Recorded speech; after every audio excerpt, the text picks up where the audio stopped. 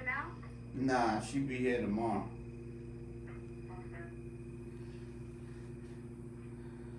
So they just gonna start the induction and stuff like that. I guess tomorrow. They started to begin the induction, and they began it with giving me a pill called Cytotec. And Cytotec was something like dissolves in your mouth, like inside your cheek, under your tongue, or something like that. And that was supposed to get the process started. That was calm. That was cute.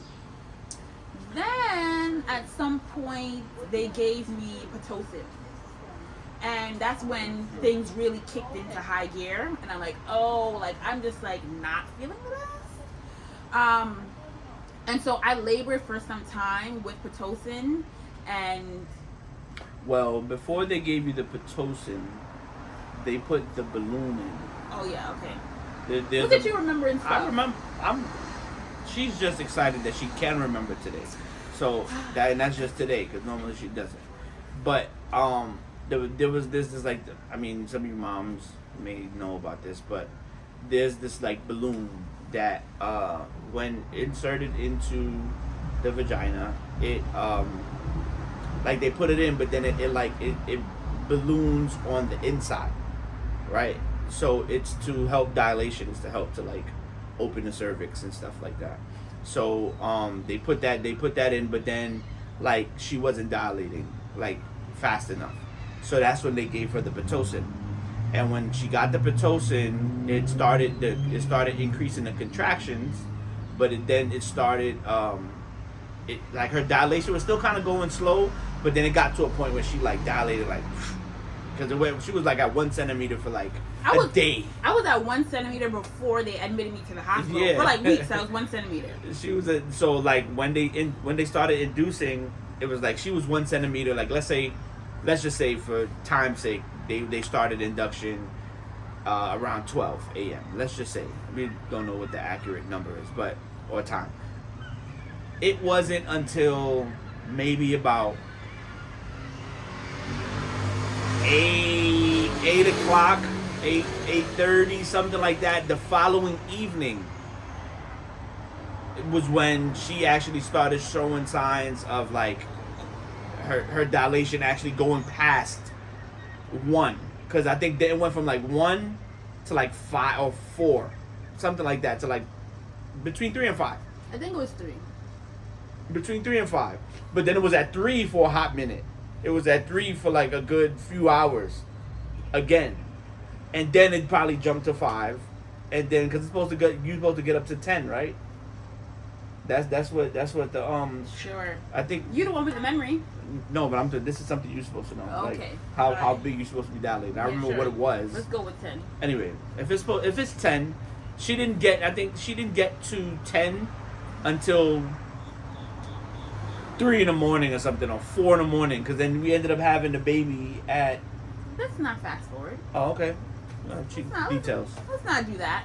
So, do you remember at what point the doula came? The doula did come in the nighttime. She came. She came after we had dinner. After we ordered food, I think. Yeah, so that was like midnight. So after midnight. maybe 1 in the morning, 12:30, something like that. Yeah, so she came in the morning time, and shouts out to Maria. She came like out of all days. It was like snowing randomly in the morning. I remember it outside. Flurries, and it's just like, why is it snowing? She's like, I'm on my way. Honestly, I know that there are many moms that don't have the opportunity to have a doula or knowledge enough about like how to get one or what they do and all that good stuff.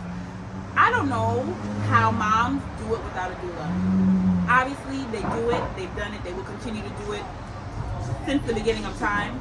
Maria was a great help because she really humanized my experience. I felt like they kind of make you feel like you're just another patient. You know, it's like they're just checking a box or whatever. And I really wanted Eddie to be able to be present, but like also not to be stressed, and like somebody like he's looking out for me and she's looking out for us. So it was great to have her there, just to put that in. As I got the... Before you go there, disclaimer. Women or moms to be, dads to be, it's very easy to...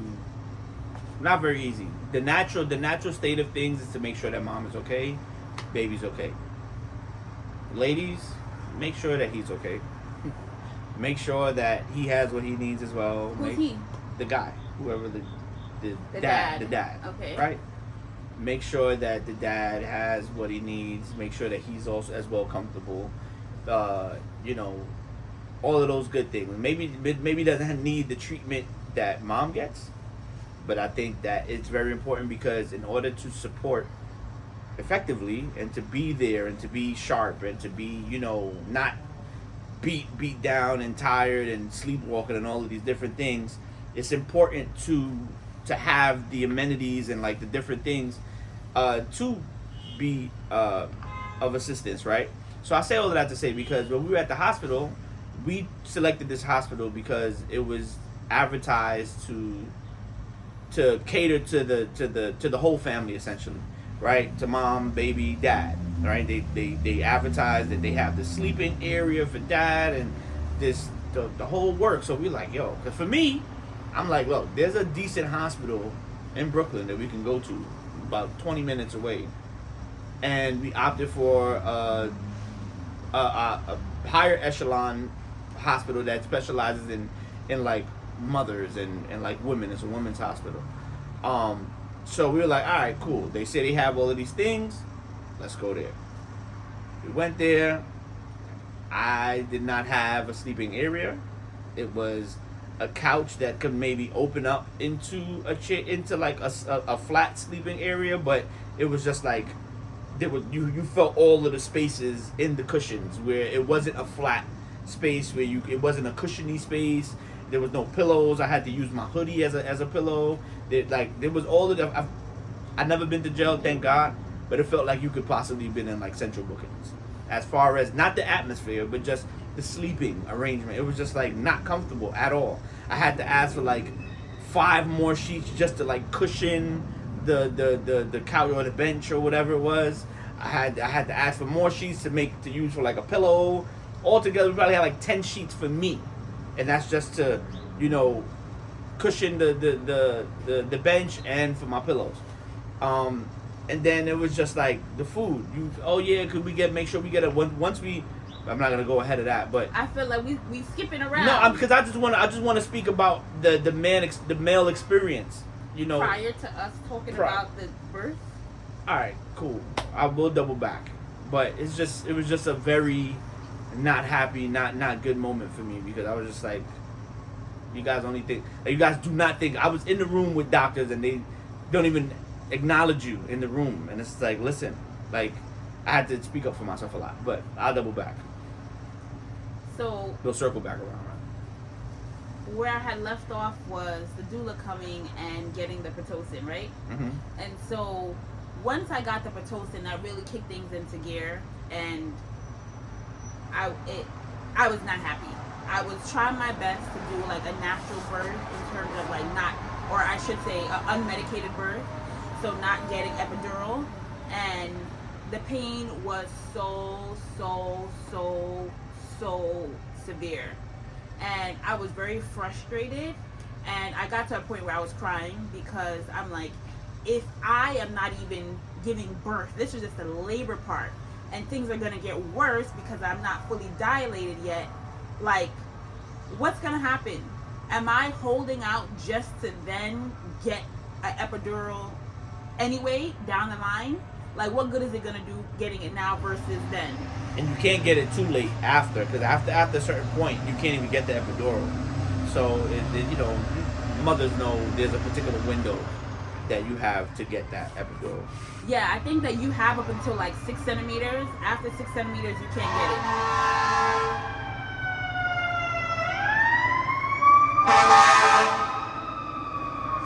It's New York, baby. It's Brooklyn. So after 6 centimeters, you can't get an epidural. So I'm just like, I was so frustrated because I really was trying my best not to have it. You know, there's all these complications that could come with it, but I was at the point where I couldn't take the pain anymore. So I was just frustrated. I was crying, and I'm just like so much in pain that I'm like, I know that it's a part of my birth plan to have a vaginal delivery. However, if we can speed this up a bit, you know, and I could get a C-section, I'm down. So my doula was just like, do you realize what you're saying? Do you realize what you're asking? Are you sure? That you're going against your birth plan? Yeah, your birth plan says, we discussed this. You said that you wanted this. This is the opposite of what you said you wanted. But at that time, the pain was so severe that I'm just like, I don't care. Give me a C-section. Somehow, I guess I regained my bearings. And I'm like, okay, well, I'm going to try. And so she did like some birth ball exercises with me with like the peanut ball. And a couple other things. And this is what she was dope too, because then she brought like her own tea bomb. What is it? That's what it was? Yeah, she made me organic tea with the loose herbs. Yeah, and then she had not from a tea bag. She made specific blends to calm me down, but also to help strengthen my uterus. She had she had candles. A oil diffuser as well, like where she had like, I think it was like essential oils kind of just like pumping through the room and stuff like that, just to kind of do everything to calm the atmosphere and just have Neffy at like, you know, a calm state. It helped calm me. I went to sleep at part of that. I went to sleep even on a bad chair. It was like, okay, yeah, this is a good time, right? She brought candles. She brought candles too. She rubbed my feet. But was it candles or was it like the little light things where you can turn them on? Like, yeah, you can't have like flame, open flame. She created an ambiance. She gave me foot massages. She brought me chapstick, not the cheap one, the one from Trader Joe's. She did my lips for me. She fed me. She, like, literally, I couldn't eat, but, you know, the teas, like, anything that you have and when ice. you're in the process of labor can only be liquid. So she fed me ice, she fed me water, and she fed me, like, the teas and stuff that she was making. Nobody else was going to do that for me. If she wasn't there, Eddie would have done it. But then, like, the doctors, the nurses, it's just, like, you on your own. You figure out how you grease your own lips and all that other kind of stuff. So I was very grateful for that. At one point, I realized I needed to get the epidural. They gave me the epidural. That took way longer than it should have taken, honestly. They asked everybody to leave the room. However, the doctor was in there and he was like poking around like, oh, does this feel like the middle of your back? I'm like, I don't know. Do you know what the middle of your back feels like from the back? Tape measure. I'm like, I guess so. And he, you know, and then eventually another doctor came in to assist him. So at that point, the antennas are up because I'm like, something is wrong. Like, why are you bringing in somebody else after you already been poking around back there for a long time? Poking around back there. Pause. Not pause, but no. Not poking around back there. But it's only you that's thinking like that. I'm just saying. So, eventually, he gave the epidural, and then everybody was able to come back in the room again. Once that happened, I was numb down there, so they had to input a catheter. That was like the scariest thing for me ahead of birth or labor or whatever, because I'm just like, I never had one. Like, how am I gonna know when to pee? How's that gonna, it was weird. But I didn't feel anything. I felt that it was there, but like when I had to pee, I was so numb. I was peeing and I didn't even know that I was peeing. It was crazy. We continued to do exercises. I continued to do exercises with a doula. She danced with me. What else? She screamed with me. At one point, Eddie went down to go get them lunch or snacks or something like that. He also got me a gift. But by the time he came back, things have elevated.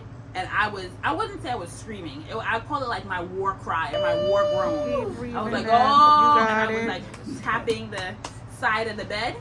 And Eddie was just like, what is going on? She wasn't tapping. I was tapping. What was I doing? It was almost a slap. Okay, tap, slap. No. Interchangeable. Okay. So I knew that when he came back, he was trying to like shush me, but he couldn't shush me. He's like, okay, all right. And I'm just like, oh. Well, I wasn't trying to do that. I was just like, because the reason why it wasn't a tap was because she was like, at this point, she was face down on the bed. And like her hands were like, her hand at least was to the side of the bed. But she's like hitting I guess the leg of the bed, but it's like this big plastic something, and she's just bam, bam, bam, bam, bam. So I'm like, oh god, it's either she going to hurt her wrist, hurt her hand, because she doesn't realize what she's hitting. So I put my hand in between. So I'm like, all right, she can just hit my hand the whole time or whatever. She moves my hand, and she's like, she doesn't want me. I'm like, she doesn't realize the other damage that she could do, you know what I'm saying, to herself. But that's true. Listen, that was what was helping me get through the thing. So as I'm tapping, Maria, she was right there with me. As I'm doing my little war cry, my war groan, I'm yelling, she's yelling, we was yelling together. And it was getting me through, I think the part that I hated about the most, well, one of the parts I hated the most about the experience was like every time they went to go and check to see how far I dilated. Apparently, at some point my water broke, but I didn't feel it. Did they break it or did it happen on its own? I don't think I was even in the room at the time, because I think when I came up, I could, like, being that she was in that state and Maria was kind of like, you know, there was rhythm with what she was doing. I kind of was, you know, going back and forth to the store and just making sure that we had whatever we needed, because it was like I think I had came up in that, but it was like some other things I had forgot or needed to go back downstairs to the cafeteria for, stuff like that. So I was like in and out of the room, but excuse me, yeah, I didn't remember, or I don't remember hearing like when they broke or when they announced, if they announced that the water broke, or it was just like, for me, what I remember was just like we just kept on that same process, and then it was just. So the reason I highlight that, and you may hear a little baby noise because Jonah is up. He was napping out here with us. We'll show you him at the end. But the reason why I mentioned that is because I was wet down there, and it's like they left me there, and I'm just like, can you clean me up, please? Can you? Because they're just like, okay, the baby's gonna come out of there anyway. The sheets are soiled anyway, so you could just be down there however. So they would go and check and all this stuff, and I'm like, I'm feeling the moisture. I'm like, can you, like, I'm feeling the blood, or can you wipe me? So that was like, that was a pet peeve for me. I'm like, I'd like to be dry, please. What he failed to mention is that when he came back up, he had brought me some stuff from the gift shop, and I'm like, oh, well, now I didn't fail to mention. You mentioned it already. I'm like, oh, how quick cute. That memory, like. I'm like, oh, how cute right now, but in the moment, you know, he's like, oh, look, honey, look, I got you this. I got you a mirror, and I got you stuff for your hair. And I'm like, oh, how cute, how nice. Like, I wasn't like lotion, hand lotion. I think I got you something for your lips, too. Got like a little caddy, little bag with, you know, nice toiletries. Not the dry stuff that they give you in the hospital. Stuff that, you know, that we still have till today. But I wasn't at in the space where I could, like, really pay attention and receive it. I'm like, oh, how nice. What I wanted, though, was Skittles. And they told me I couldn't have any food or anything. I'm like, slap me some Skittles. So that really made, that was one of the highlights of my labor experience, because I really wanted Skittles, and he got them for me. And for, like, months after, I was eating Skittles after Jonah was born. That's, like, holds a special place in my heart. So much so to say, unfortunately, I don't want to blame it on the Skittles, but during my labor process, I did throw up twice. And there was nothing in me except tea and Skittles. So I don't know what caused that. I'm not going to blame it on the Skittles. I'm not even going to blame it on the tea. I'm just going to say it was a part of the process. So that was like not cool, but thankfully I didn't throw up on myself. Once I felt the urge to throw up, then I told the doula, and she was able to like grab something, or the doctor, and they were able to provide me with something to do that in.